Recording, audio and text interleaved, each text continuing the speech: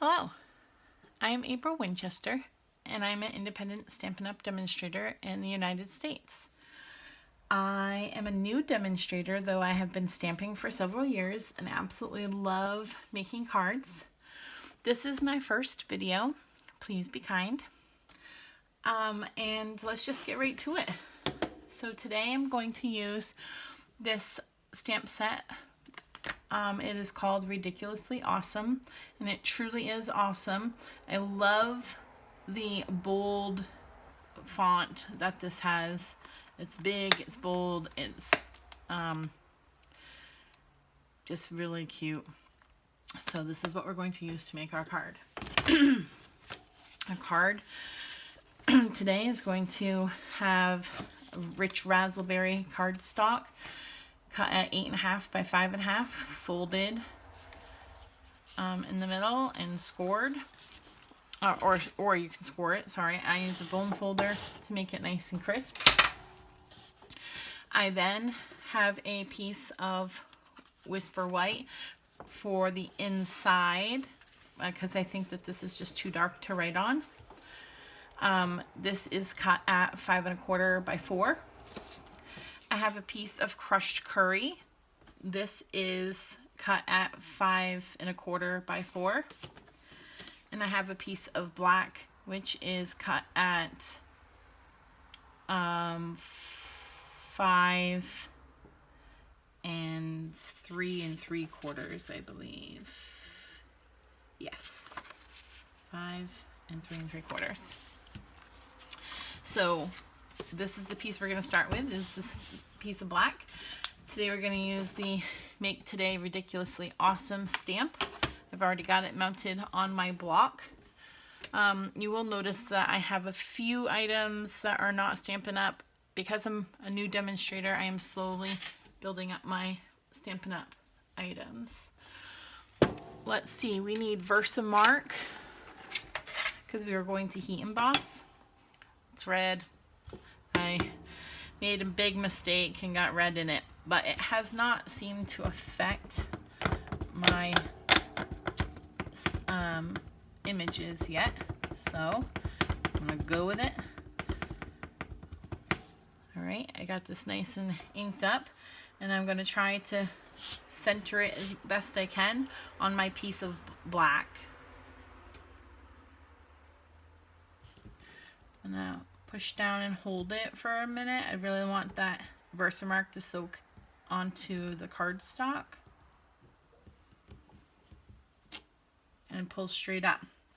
And you probably can't see it, but the Versamark is clear. It is there, and it's sticky so that we can put embossing powder on. So I've got some Stampin' Emboss powder in white. I'm going to close my Versamark so nothing happens to it, or at least nothing worse than it already is then.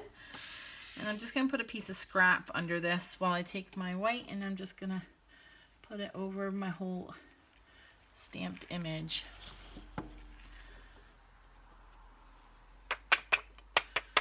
I flick it a little bit to get all the extra off.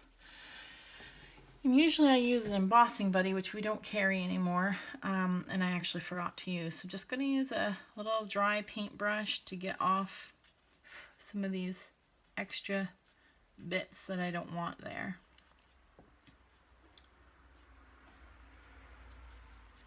It's not the end of the world if it's there though, because part of this look is to have kind of like a chalkboard look. So there's that. I'm going to really quickly put my extra powder back into my container. We don't want to waste it. It's still usable, so. All right, we'll get that out of the way. So now I'm going to heat emboss this with a heat tool. I'll let my heat tool warm up for a moment. When you put the heat tool on, you'll start to see that embossing powder melt.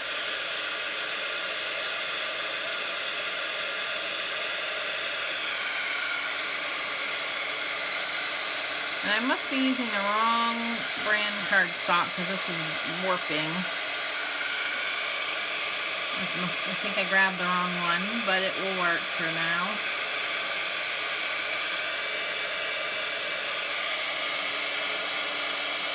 And you don't want to stay too long, it will burn it. So you just want to get it so that it's completely melted.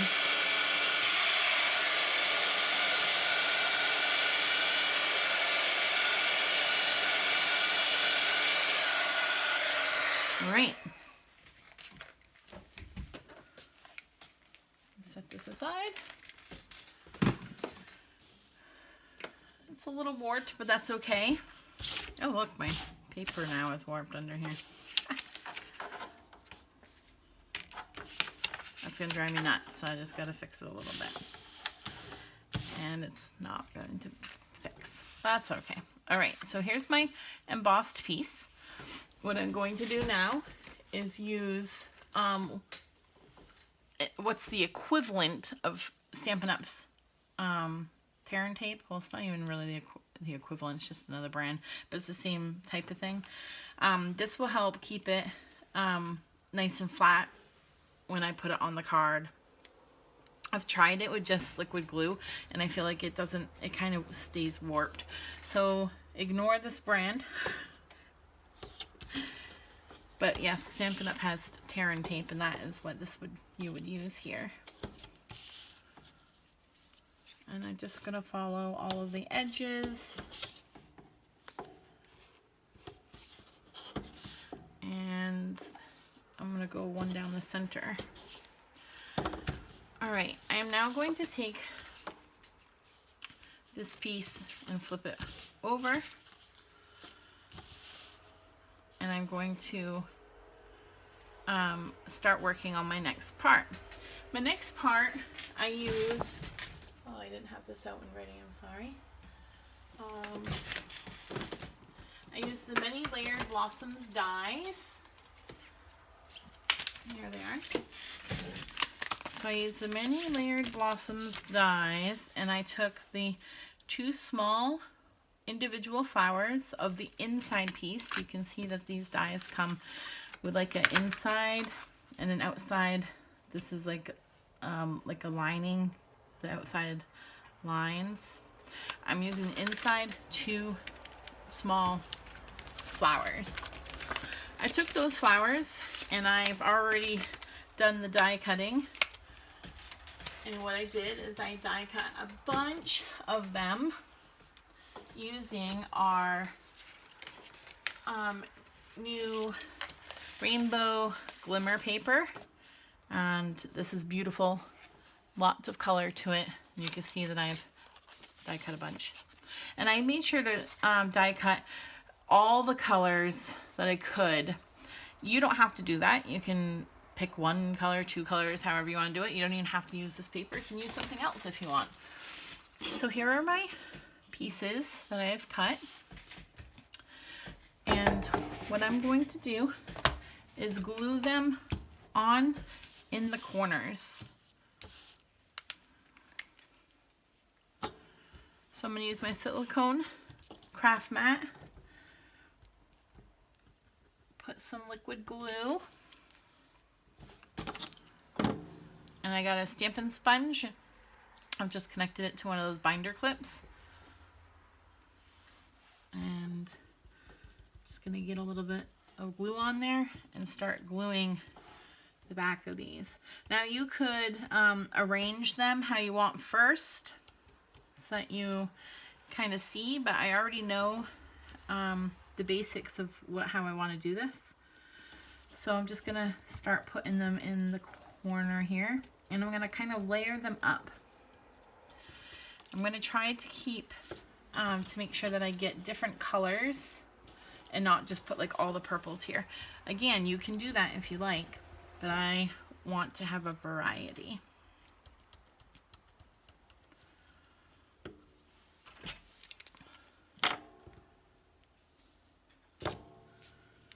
And it's okay if they hang off the edge. That hair stuck to me or something. But the problem with them hanging off the edge is they get stuck to the paper, so keep that in mind. So I'm just gonna kind of put the edge over my craft mat here. So add a couple more colors.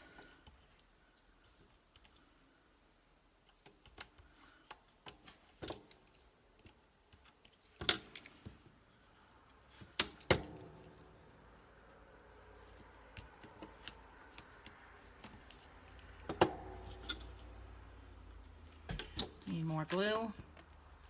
I always end up needing more glue, but I don't want to put too much out and end up wasting it.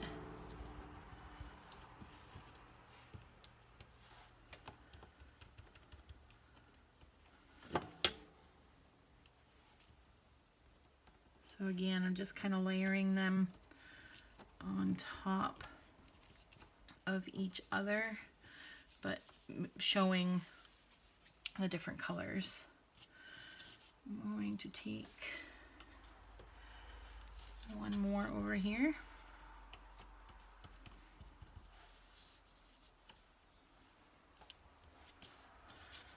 And I'm just gonna stick this one more down here. Again, it's totally okay if it's hanging off the edge. Now I'm gonna do this corner, the one that would be up top on the left, so that it's diagonal. You can do any corner you want. So I'm gonna go ahead and get some more glue. Man, my fingers are sticky from this glue. All right.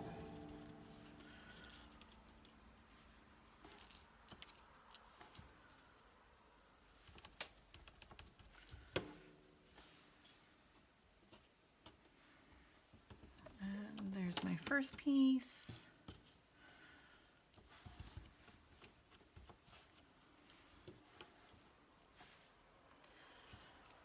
Again, I'm just doing the same thing. I'm layering it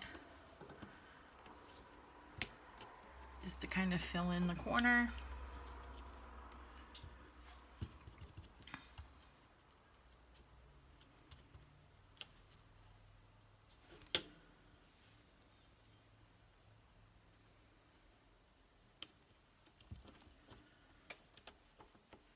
I'm going to use a stamp block to just kind of help press those down for a minute because my fingers are pretty sticky.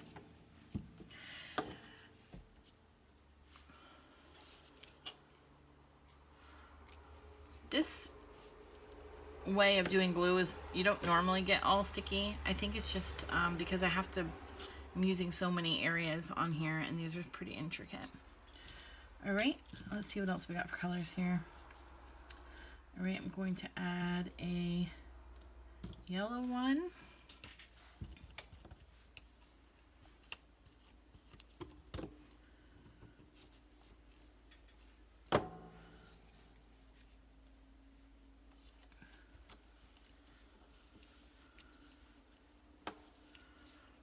And I'm going to put another yellow one. But now I'm going to put this one just in the corner over here by itself. Have it hang off the edge a little bit. Use my stamp block to help push it down. And I'm going to put one more purple over. I think I'm just going to do one more. Let's see here.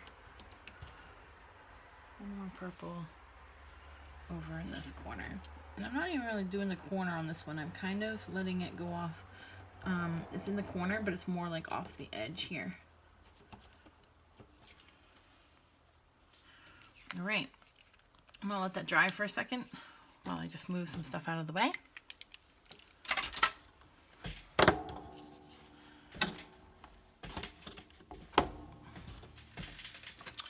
All right, our next part that we're going to do is actually put all the pieces together. Well, first, get my scissors I use a totally separate pair of scissors for cutting gluey, sticky pieces because that's all overhang. I want to trim them off.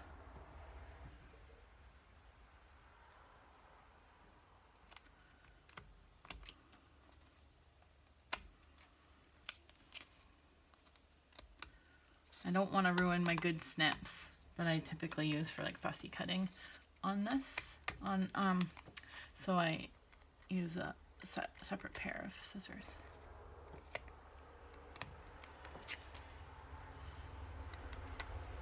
All right, and the embossing didn't come out the best, but I'm okay with that. Again, it's kind of like the chalkboard look.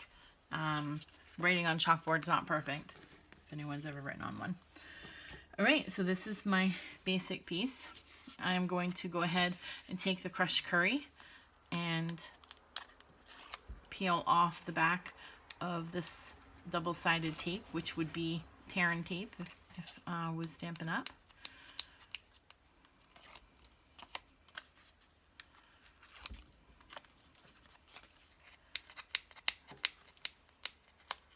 And I'm having a hard time. There. All right, now I'm going to line it up so I can have a little bit of a border on all the edges. You don't want it to touch just yet because of that Terran tape. So I'll just do the best I can, and then I can put it down and smooth it out to the best I can. That tape usually helps it so that it doesn't stay too warped.